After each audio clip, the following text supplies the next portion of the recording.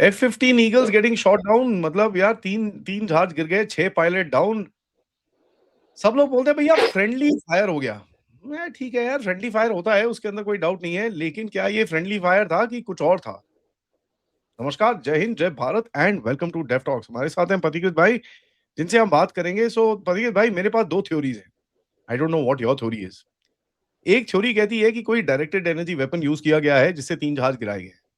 Fair enough, that can make sense, उसके अंदर कोई डाउट नहीं है। दूसरी थ्योरी ये कहती है कि भाई एक एक कोई ईरानियन फाइटर जेट या एक कोई फ्लोन बाय समवन और ईरानियन और whatever has स्नक into Kuwait and fired a radar guided missile, जिससे बिल्कुल भी पता ही नहीं चला इन लोगों को। It fail, they got hit and fell down. Okay, little little plausible, उसके अंदर भी कोई डाउट नहीं है। बट एक हिडन थ्योरी और है। ठीक है, तीसरी थ्योरी ये है कि भाई एक्चुअल में चाइनीज एयर डिफेंस एक्चुअली काम कर गया और 3 जहाज उसने उड़ा दिए। आप कहां बैठते हैं इसके ऊपर sir? What do you think happened? नमस्ते आदि भाई। देखिए, एक कहावत है ना, मतलब it almost sounds like this exact. मुझे वर्ड्स पता नहीं है कि in the fog of war truth is the biggest casualty. तो रियलिटी है कि जहाज गिरे हैं। अब in fact I would give credence to one two of the three theories. Iranian fighter jet घुस के एक को मार सकता है, तीन को नहीं ना। There are three fighter jets which are down.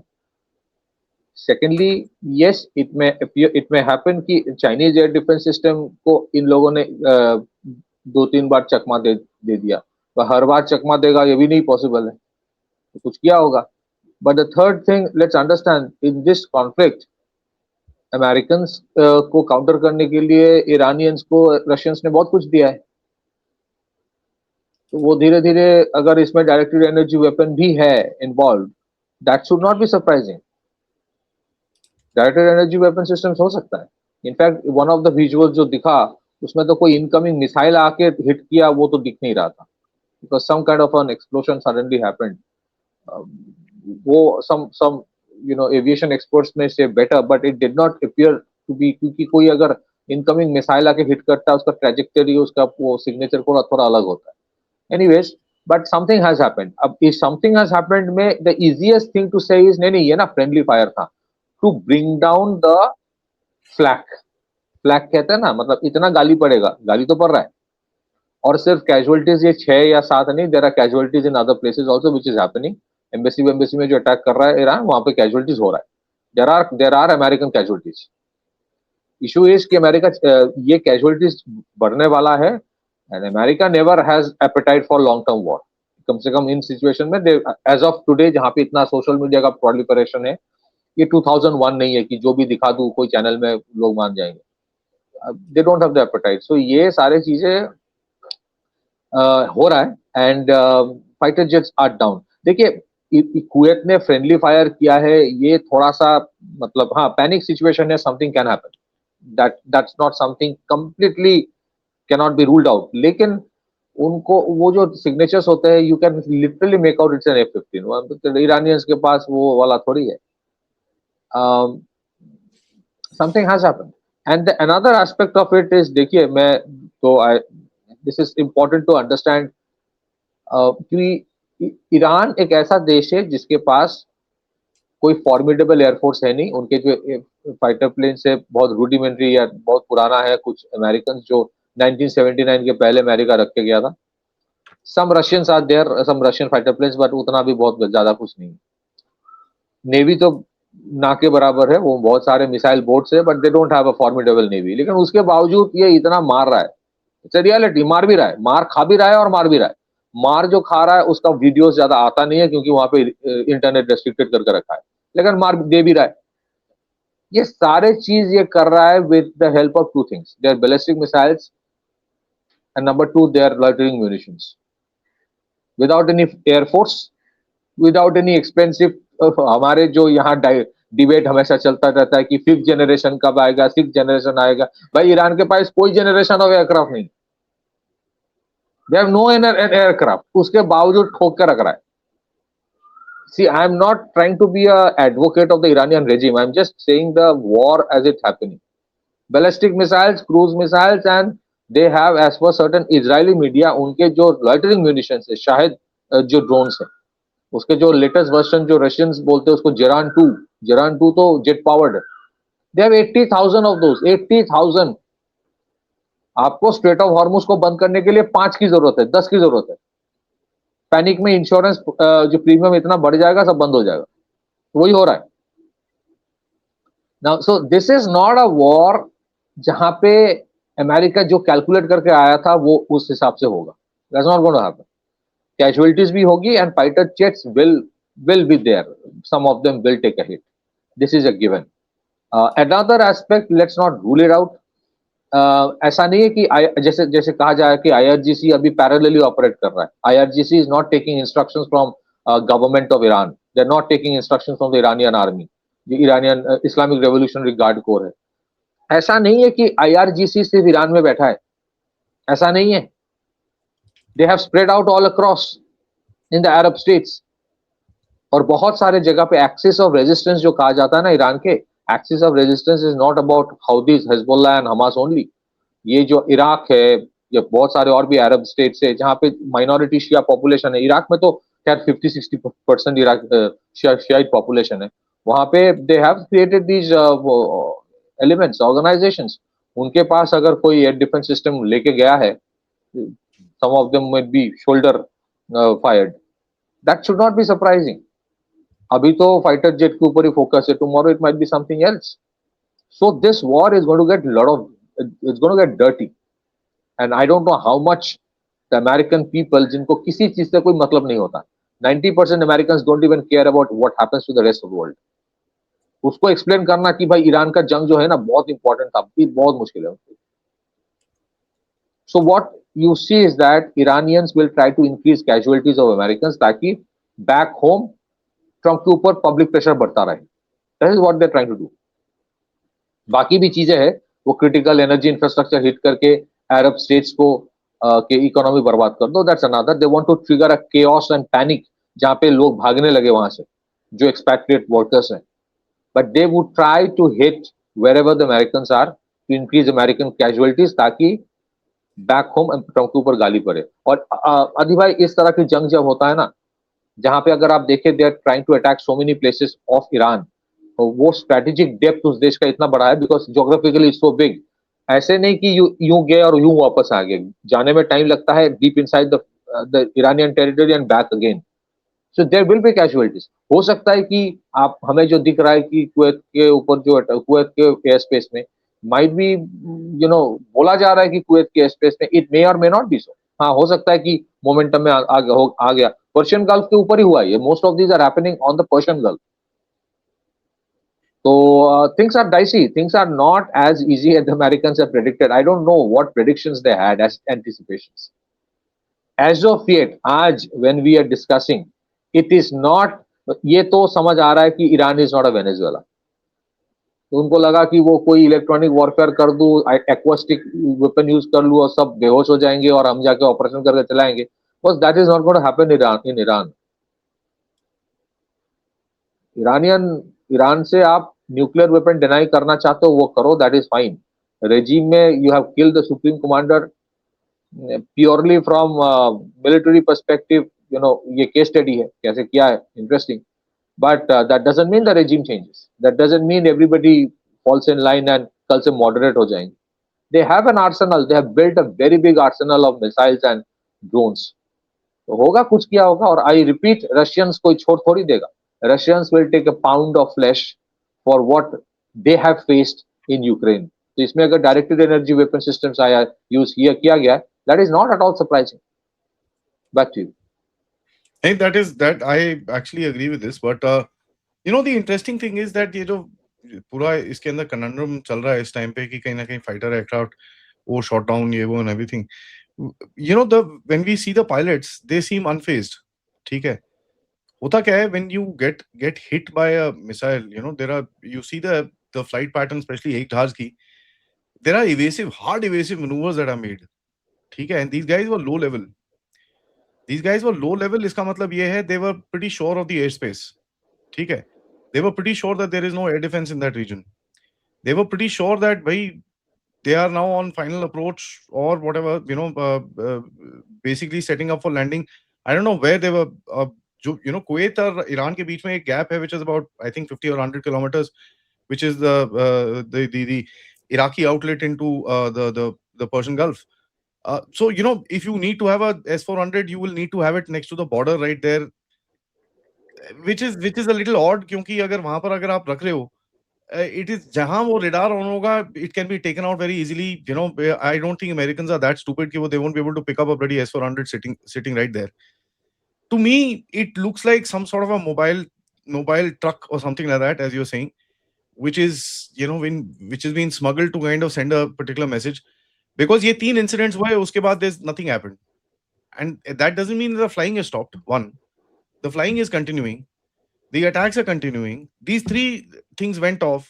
उसके बाद कुछ नहीं है.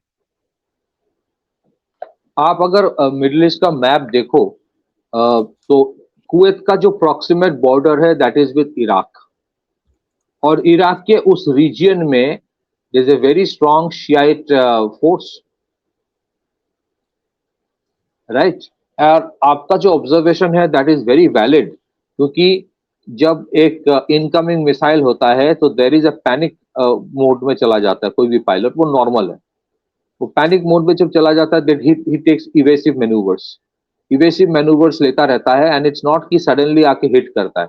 ये हिट जो हुआ suddenly you see a something flaring up, so the possibility of DEW can not be ruled out, और it can be long distance. देखिए रशिया ने पिछले 2-3 साल में because of the conflict they have improvised a lot on what can be done, what can not be done. और वो जो जितने सारे इनके स्टडीज है they have handed over to the Iranians कि भाई जंग तो तुम्हें लड़ना पड़ेगा, we can't go and fight your war, but we will ensure कि बीच बीच में हम लोग तुम्हें ऐसे कुछ देते रहेंगे that will completely alter the dynamics for Trump. Let me tell you, वो जितना भी अभी भी बोलता रहता है, it is not easy to tell the Americans what is happening. तो ये कैजुअलिटीज अभी 3 का दिख रहा है. There are many things are happening, many things. ये जो एम्बेसी में हिट किया है ना, in fact one of the reason कहा जा रहा है कि सिविलियन इंफ्रास्ट्रक्चर में जो ईरान हिट कर रहा है, one of the reason is valid one कि वो ऑयल इंफ्रास्ट्रक्चर को खत्म करना चाहता है, he wants to they want to actually destroy the tourism of the Arab states. बट ये भी रियलिटी है कि many of the American personnel have been instructed कि तुम लोग बेस छोड़ के सिविलियन इलाके में चले जाओ, क्योंकि मिलिट्री इंस्टॉलेशंस में रिस्क ज्यादा है of taking hits, because they have gone into the civilian areas. तो Iranians have got into those regions and targeting them. एक चीज we have to understand, the regime may be unpopular, the regime may be whatever it is, we know that, but Iran का intelligence network formidable है. Israel का जितना formidable है, अगर उतना ना सही, लेकिन quite a bit the Iranians also have, so they know what is happening inside Saudi Arabia. उनको भी पता है कि मूवमेंट कहां पे चल रहा है, उनको भी पता है कि कहां जा रहा है.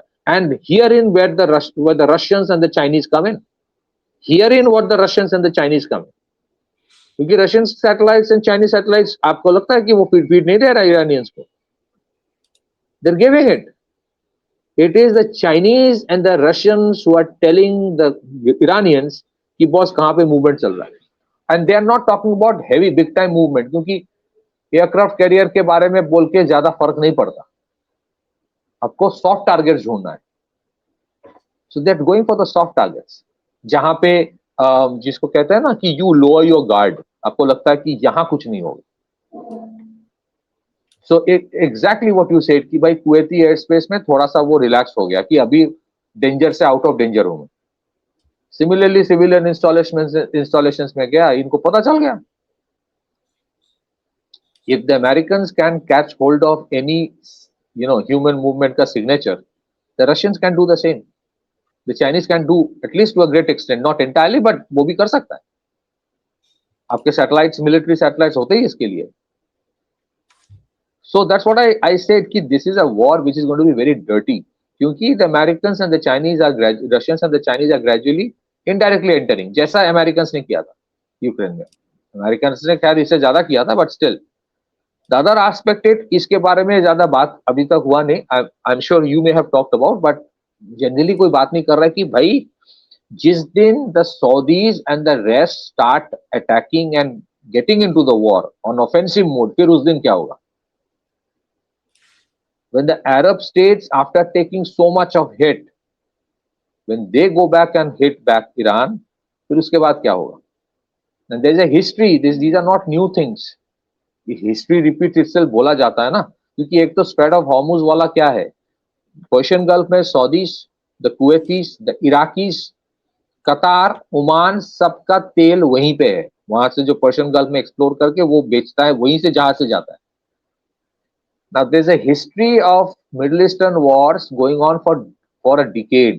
इराक-ईरान वॉर, जिस टाइम इराक, सद्दाम हुसैन जिस टाइम अमेरिका का डार्लिंग हुआ करता था 1980 में, डिक चेनी गया था, हाथ वाथ मिलाया, बहुत डार्लिंग हुआ था. उस time the Saudis, the Americans all supported Iraq to fight the Iranians. Regime change के बाद 1979 के बाद 8 साल वो जंग चली थी, उसके बावजूद ईरान सर्वाइव्ड.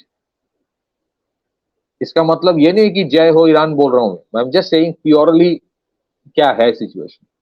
तो ये जंग जो अभी ट्रम्प सोच रहा है ना 3 हफ्ते में वो लोटा बिस्तर बांध के वापस चला जाऊंगा, हो सकता है अमेरिका चला जाए. अमेरिका बोला मैं तो रेजिम चेंज कर दिया, उनका supreme commander has been replaced, हो गया रेजिम चेंज, भाई मैं चल रहा हूं. The mess they will leave behind ना, they will leave behind a mess, they will leave behind the air bases, they will leave behind the personnel, and this kind of incident that you see ये continue होता रहेगा till the time, I don't know, I'm just saying a day may come जब ये बोलेंगे भाई जिस तरह से अफगानिस्तान में पूरे चले गए ना अफगानिस्तान से, यही से भी यही करो.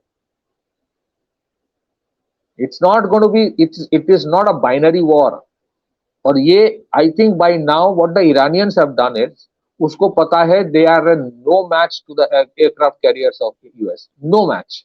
उसको पता है कि we are no match to the fight air force of Israel and America. But they know one thing, they know कि हर एक स्ट्रॉन्ग मैन का भी कुछ अकीलीज हील होता है, हर एक का कोई वल्नरेबल पॉइंट होता है. The vulnerability of the Americans and the Israelis are within the Arab airspace में भी आज वो उसको पता है कि कुछ भी हो सकता है. Because I'm sure by now IRGC has spread out. वो एक जगह localize होके जंग थोड़ी लड़ेगी. They have spread out to Iraq. They have spread out to many other regions जहाँ पे Shiite concentration है, वहीं पे चला गया, वहीं से जो करना करेगा. So when we talk about axis of resistance, it is not just about Hezbollah, Houthi and Hamas. It is something else also. ये स्ट्रेट ऑफ हॉर्मुज वाला तो एक इशू है, जो दूसरा स्ट्रेट है बैबल मंदेब वाला जहां पे हुदी करता रहता है, that is also getting choked. So it's very complex, and I think this is where calculations of war are not always as you start with. Back to you. That is there, and it's a very interesting game. So let's see how this unfolds. By that time, सबसे request है video को like करिए, subscribe करिए, and give a shout out to Patrikesh bhai and his analysis. And of course, if you can to support the channel, and please check out the description for further comments. पथिकेश भाई एक request आ रही है हमारी audience से, ठीक है? Request ये है कि आपके मुंह से एक बारी पीकेएम के भी सुनना है उनको. वो उसके लिए आदि माहिर है जो मैं एक चीज बताऊं, कृष्ण भगवान ने हमेशा हंसते हंसते जो करना है किया महाभारत में, पूरा कुरुक्षेत्र में जो कर दिया बिना कुछ गाली गलौज करके. नहीं, दिस इज नॉट अ गाली, this is the name of Pakistan. यार क्या बात कर रहे हो? हाँ नहीं हाँ वो ठीक है, बट इट्स ऑलवेज रिमेंबर, हमारा एक नारा है, अच्छा जी, and second above all PKM के भी. चलिए पीकेएम के भी. नमस्कार.